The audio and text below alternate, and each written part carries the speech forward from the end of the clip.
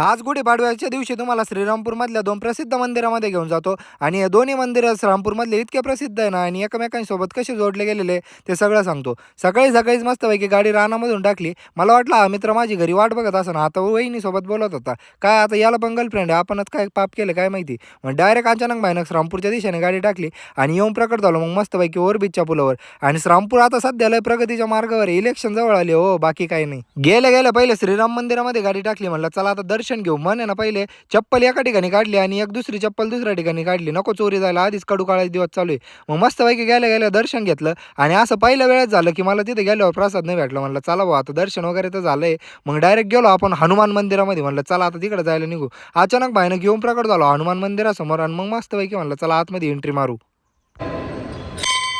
आणि माझ्यासोबतच तुम्ही पण हनुमानांचं दर्शन करून घ्या आणि सगळ्यांना गुढीपाडव्याच्या हार्दिक शुभेच्छा. राम मंदिरात जो प्रसाद भेटला नव्हता तो इथं येऊन भेटला आपल्याला. आणि मग आपल्याला जरा फॉलोअर्स भेटले त्यांच्यासोबत जरा बसलो. बाकी तुम्हाला उन्हात आणा जेवढे भारी भारी ब्लॉग बघायचे असेल तर मुकुल साबळे लवकर फॉलो करून टाका.